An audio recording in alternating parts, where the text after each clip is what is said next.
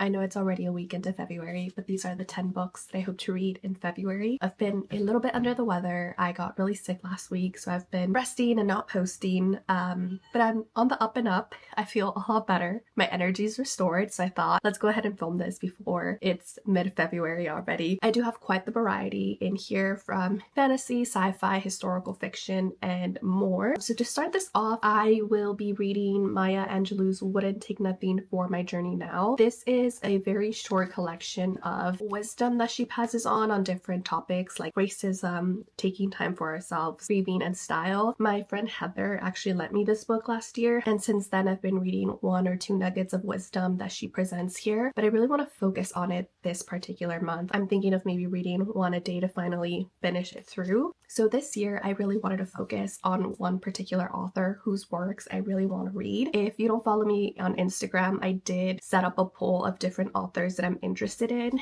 and the person who won is N.K. Jemisin. So I did start her Inheritance trilogy, and I do have the bind up. This is a massive brick. This is a high fantasy about this reluctant heir who is thrust into the middle of a succession struggle. This is one of the books that I'm most excited to finish this month. The other book that I have already started is called Nemesis Games by James S. A. Corey. This is book number 5 to their Expand series, which is a sci-fi space opera series. I'm right in the middle of it. I can't wait to finish it so that I can finally watch the show. The only thing I know about this installment for now is that we're actually following the crew of the Rosinante. I'm slowly but surely making my way through that series. Now, the rest of the books on this list are actually advanced reader copies that I got through NetGalley. We do have a romance on this list. It's Hearts on the Fly by Toni Shiloh. This is a hockey romance, friends to lovers, and forbidden romance. We follow Jabari, who is a hockey player, and he's at the peak of his career. After having an injury, he gets declared legally blind, and he's trying to figure out what to do with his life and trying to adjust to his new surroundings. Then we have Val, who is the middle child, and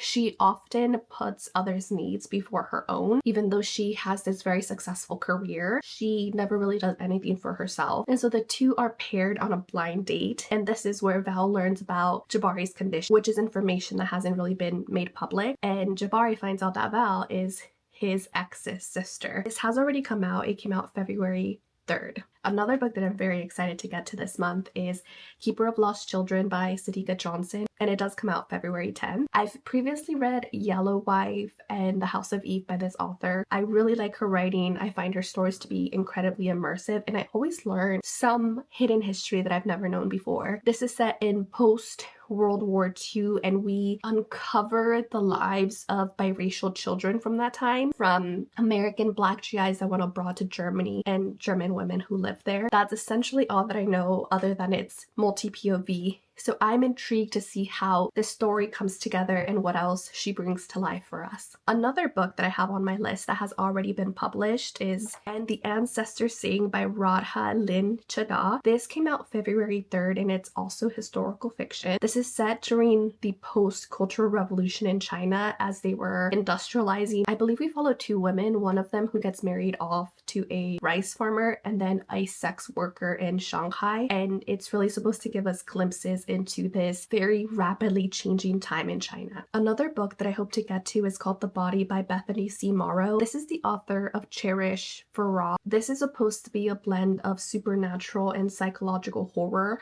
We follow our main character Maris, who was raised in a very strict religious household. She has left that and is now happily married, but it seems like they are not done with her, and she's worried that her new life is going to unravel. Another arc that I have is the one for Bochica by Carolina Florez Cerchiaro. I do have the book of this already. I ended up requesting the audio arc for the Spanish version of this book, which will come out February 24th. So I am listening to it in Spanish. I do speak Spanish and I understand it really well. I already started it and it's just helping me build my vocabulary so far. And I'm actually really enjoying the narrator. So I did attempt to immerse read this, but it just doesn't work because the Spanish and the English don't always match. The tone matches, but not the the words. I'm going to just fully listen to it in Spanish and maybe come back and read this physically and see if there's any difference in my enjoyment. I also have the other Moctezuma Girls. This is by Sofia Robleda. This comes out February 24th, and it is also a historical fiction. This one is set in 16th century Mexico, and we follow a young woman who tries to uncover the secrets of her mother after she has passed, and her mother ends up being the last empress of Tenochtitlan of the Aztec Empire. There's been more historical fiction coming out focused on pre-Columbian times, and I really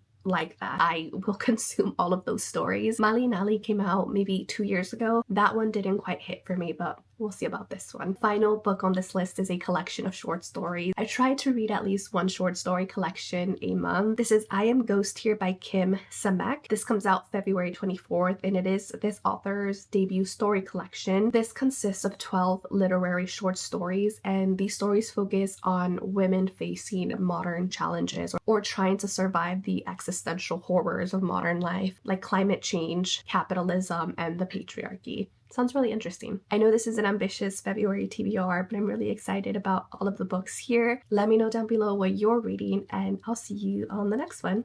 Bye! Okay, if you're still here, I wanted to give you a behind the scenes.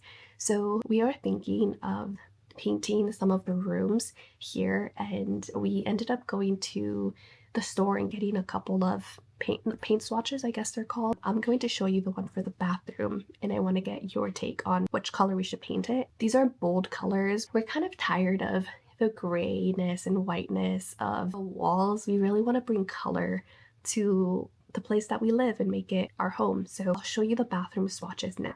Forget what's going on here. I decorated it for Halloween and they have not come down. So this is the space we're working with, and these are the swatches. I am very partial to this one, but I think it would be so fun to have hot gossip. These two, I don't know, they're not calling to me, they're too dull. But a fun thing would be to paint it this color and then do some like accents with this, some swirls or something else. Anyways, let me know what you think. Okay, bye.